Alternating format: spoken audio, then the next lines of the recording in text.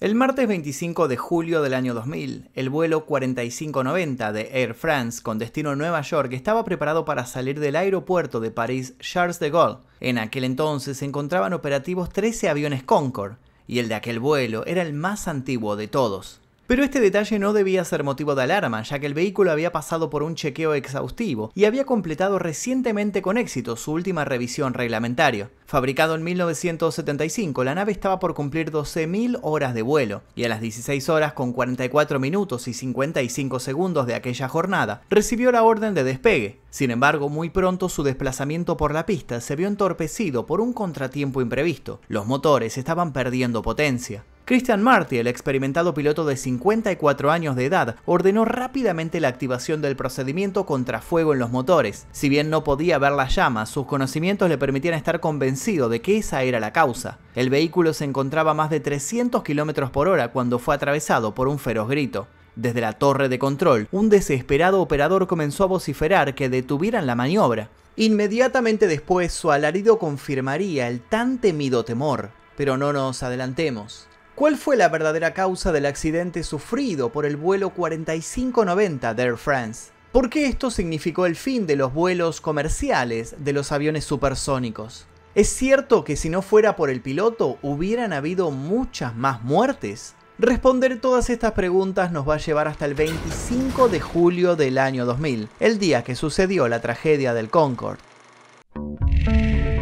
En la década de 1950, Francia y el Reino Unido colaboraron para desarrollar lo que más tarde se convertiría en un icónico avión supersónico, el Concorde, cuyo nombre significa armonía o unión. En 1969 tuvo lugar el primer vuelo del prototipo, y para 1976, tras varios años de pruebas y ajustes, el vehículo fue puesto en servicio comercial. Pero, ¿qué lo volvía distinto al resto? En primer lugar, su velocidad supersónica. El Concorde tardaba menos de la mitad del tiempo en realizar los mismos viajes que sus congéneres subsónicos. Era capaz de alcanzar una altitud de 18.300 metros, acompañada de una velocidad de crucero de 2.410 km por hora, que es la velocidad constante a la que un avión viaja durante la mayor parte de un vuelo. El Concorde duplicaba la velocidad del sonido y se desplazaba más rápido que la Tierra en la rotación sobre su eje. Para poder llegar a esos números, el vehículo poseía otra gran característica, su diseño aerodinámico distintivo. En un principio, el Concorde presentaba un inconveniente notable. Su nariz larga y puntiaguda interfería con la visión de los pilotos durante etapas críticas como el despegue y el aterrizaje. Para solventarlo, los ingenieros desarrollaron una solución muy creativa. Inclinaron la nariz hacia abajo. Una forma delta de ala que necesitó más de 5.000 horas de pruebas para perfeccionarse, y un fuselaje afilado ayudaban a reducir la resistencia al aire y permitían que el avión alcanzara sus récords en movimiento.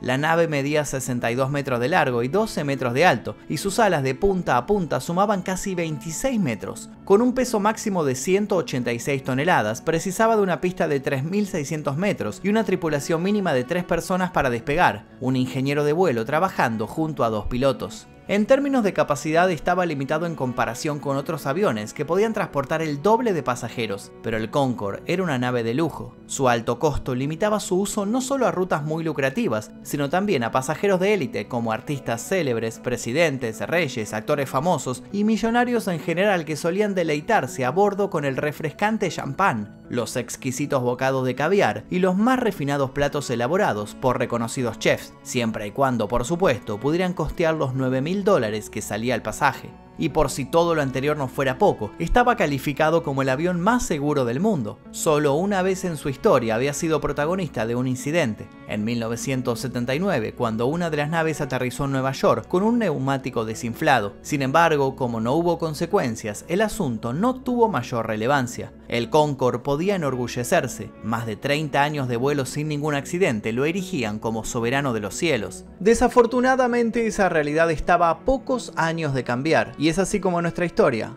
vuelve al principio. El martes 25 de julio del año 2000, el Concorde, correspondiente al vuelo 4590 de Air France, se encontraba desplazándose por la pista y listo para el despegue, cuando un desesperado operador daría un escalofriante grito de alerta: «Hay fuego en uno de los motores». Inmediatamente el trabajador activó el sistema de alerta de respuesta de emergencia del control de tráfico aéreo, utilizado para detectar y responder a situaciones críticas. Por su parte, el piloto de la aeronave intentó enunciar con calma que la avería se encontraba en el motor número 2. También manifestó que si bien era consciente de que el fuego se extendía, ya era demasiado tarde para frenar. Inmediatamente después comunicó su próxima acción. Iba a intentar un aterrizaje de emergencia. El operador ansioso le informó que tenía prioridad para volver a la pista. Por su parte, el primer oficial informó al capitán que la velocidad para ese entonces era de 370 km por hora, a una altitud de 60 metros. Disponiendo solo de 3 motores, esos datos resultaban desesperanzadores. La velocidad a la que el avión ya no ascendía era de 379 km por hora, mientras que la óptima para el ascenso en esas condiciones era de 408 km por hora. Por si esto fuera poco, el tripulante también había notado algo más. El tren de aterrizaje, que debe guardarse tras los despegues, no estaba respondiendo a la instrucción. La estela de fuego que comenzó a desprenderse de un costado solo ratificaba lo peor. El ala izquierda se estaba fundiendo. En este panorama absolutamente adverso, el avión comenzó finalmente a elevarse. Pero no lo hizo por mucho tiempo. Tan solo unos segundos después, el vehículo viró sobre sí mismo y se dirigió hacia un campo de maíz del pueblo de Gonesse, explotando al impactar contra el suelo. El estallido provocó que partes de la nave volaran hacia un edificio de madera con 45 habitaciones, el Hotel Hotelísimo, en La Patte d'Oie. El incendio en el lugar se produjo rápidamente. Los bomberos acudieron de inmediato al sitio para aplacar las llamas y cuando por fin pudieron controlar el fuego, el panorama fue devastador.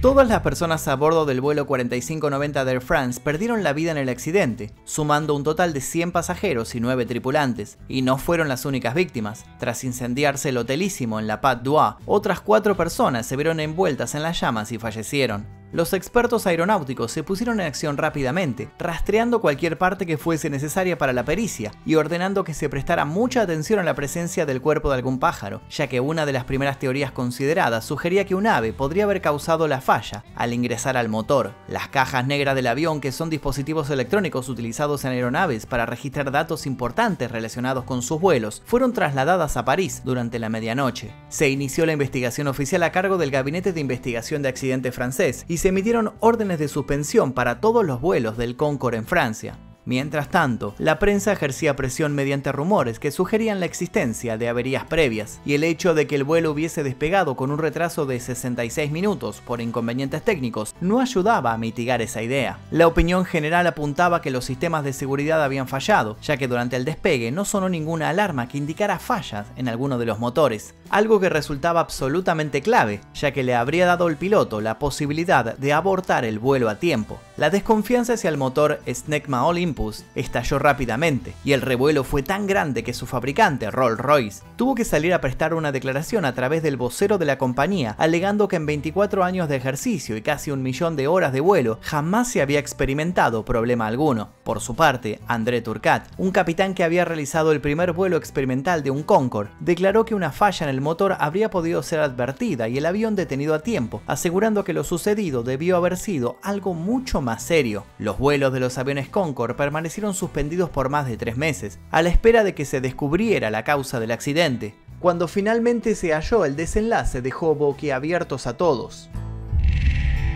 Contra toda especulación, resultó que el propio Concorde nada tuvo que ver con el origen del accidente. La causa fue completamente distinta. Una banda de titanio se había desprendido de un avión DC-10 de otra empresa que había despegado desde la misma pista unos minutos antes. El fragmento de metal no fue detectado en el suelo y cuando el Concorde comenzó a desplazarse para emprender su vuelo, este perforó uno de sus neumáticos. A partir de ahí el caucho comenzó a desintegrarse. Cuando uno de los pedazos que se desprendieron impactó contra el depósito de combustible, no solo dañó un cable eléctrico, sino también reventó una de las válvulas. La consiguiente liberación del combustible precisó de un solo factor para producir inmediatamente un incendio en el motor número 2, los chispazos del cable perjudicado. Si bien la tripulación fue consciente del incendio y el motor fue apagado en respuesta, no pudieron recoger el tren de aterrizaje, lo que afectó de manera significativa el ascenso y la velocidad del avión. Al mismo tiempo, otro fragmento desprendido del neumático cortó los cables del tren de aterrizaje izquierdo, dejándolo bloqueado.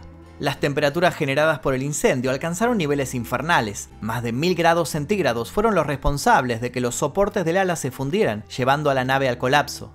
Todo esto se determinó investigando el contenido de las cajas negras y los restos de la nave, pero principalmente a través de un factor clave, el escrutinio de las grabaciones del video de aeropuerto. Y si bien la conclusión arrojó que el Concorde como tal no había sido el responsable del accidente, la tragedia impactó de manera tan profunda en la percepción pública que el número de pasajeros en estos aviones comenzó a disminuir, y lo hizo tan drásticamente que en determinado punto se volvió imposible solventarlos económicamente. Por este motivo, el 10 de abril del 2003, tanto Air France como British Airways anunciaron de manera simultánea su decisión de retirar el Concorde a finales de ese mismo año. Y en efecto así sucedió. El último vuelo del Concorde se produjo el 26 de noviembre. Había llegado el fin de una época. Sin embargo, si bien se habían aclarado muchas cosas, todavía quedaban muchas dudas sobre los posibles culpables.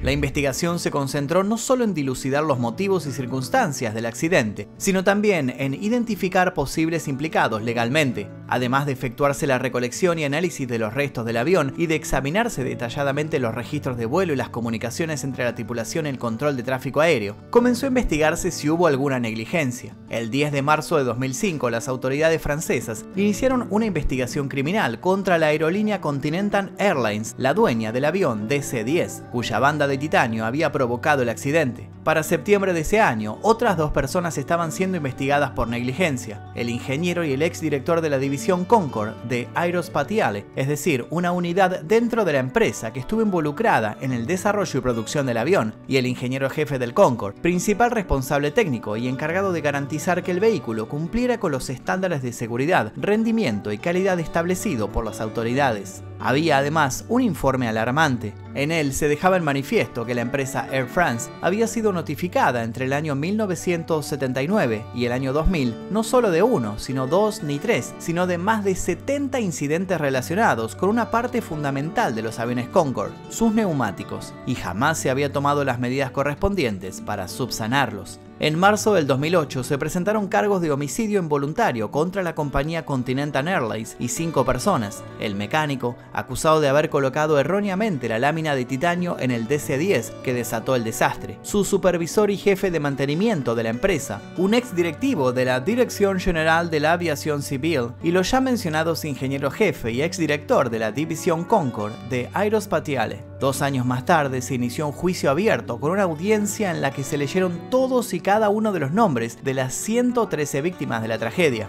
En febrero de 2010, Continental Airlines podía llegar a pagar una compensación de 360.000 euros en concepto de daños y perjuicios, además de la condena a prisión de 2 de sus empleados. Por otra parte, los diseñadores del Concorde corrían el riesgo de percibir grandes multas o incluso ser enviados a la cárcel, ya que los fiscales de la acusación aseguraban que tenían pleno conocimiento acerca de lo susceptibles que eran los depósitos de combustible a recibir daños de objetos externos. Y se creía que incluso habían ignorado alevosamente incidentes previos a la tragedia del vuelo 4590. Imperturbable, Continental Airlines alegó que la aeronave ya se encontraba envuelta en el fuego 700 metros antes de pasar sobre la banda de titanio, desestimando así las acusaciones de responsabilidad de todos los cargos. Incluso llegó a mostrar una versión en tercera dimensión de los hechos para respaldar su argumento. Solo unos pocos familiares de las víctimas estuvieron presentes durante el proceso judicial. La mayoría optó por aceptar millonarias indemnizaciones que Air France les ofreció a cambio de evitar demandas legales. Finalmente, luego de 4 meses de disputa, el tribunal dictó su sentencia y tuvo que abonar 200.000 euros de multa, además de otro 1.000.000 de euros a Air France en concepto de daños de imagen e intereses y una pena de 15 meses de prisión en suspenso para uno de sus empleados, el mecánico. El resto de los acusados fueron absueltos. Sin embargo, no todos fueron culpas. La tragedia contó con 2 grandes héroes que pudieron evitar que surgieran más muertes en este accidente. Durante la investigación, las grabaciones de las cajas negras revelaron un detalle conmovedor. La rápida y valiente acción del desesperado piloto del Concorde había conseguido evitar una catástrofe aún mayor. Consciente de que ya no podía detener lo inevitable, el comandante Christian Marty realizó una extraña pirueta en el aire antes de que el vehículo se estrellara, con el objetivo de cambiar su curso. ¿Acaso buscaba evitar estrellarse? La respuesta es no. Marty estaba al tanto de que ya no podía dominar la aeronave, con lo cual el choque iba a suceder irremediablemente. y con el escaso tiempo con el que contaba, hizo todo lo que tuvo a su alcance para que no cayera sobre el área más poblada. De esta manera, procuró minimizar al máximo la pérdida de vidas durante los últimos instantes de la suya. Los medios de comunicación, testigos del hecho y el pueblo mismo de Gonesse, lugar donde se estrelló el Concorde, se refirieron a él con cálidas palabras de agradecimiento, asegurando que estamos vivos por un milagro y ese piloto es un héroe. El reverendo Claude Porcheron, padre de la iglesia San Paul de la ciudad, expresó con profunda emoción que el de Marte había sido el acto más hermoso del mundo. Otros habitantes afirmaron que si el piloto no hubiese sido un gran experto, no habría tenido la sangre fría como para pensar en ellos, aún con su vida en peligro. Aunque no fue el único protagonista de la hazaña, Jean Marcotte, el copiloto del vuelo y dueño de un récord mundial por darle la vuelta al mundo en un Concorde en 33 horas, también tuvo su participación en esta última maniobra. Los habitantes de Gonesse también le agradecieron, conmovidos, su último gesto de solidaridad. La tragedia del vuelo 4590 tuvo un profundo impacto no solo en la industria aeronáutica, sino también en la sociedad. Actualmente solo se puede apreciar los Concorde en las exhibiciones de museos de Francia, Inglaterra, Alemania, Barbados y Estados Unidos. En sus años de servicio, este avión realizó casi 5.000 viajes y transportó a 2.5 millones de pasajeros, incluyendo destacadas figuras como la reina Isabel II, el Papa Juan Pablo II, Robert Redford, Sean Connery, Mick Jagger, Elton John y Phil Collins. Este último, gracias a la velocidad del vehículo, pudo tocar tanto en Londres como en Filadelfia el mismo día. Y si bien representó el principio y final de la era de los vuelos supersónicos, el Concorde continúa despertando admiración por sus elevados estándares de velocidad, lujo y tecnología, estándares que hasta el día de hoy ninguna otra nave ha conseguido igualar. Genial.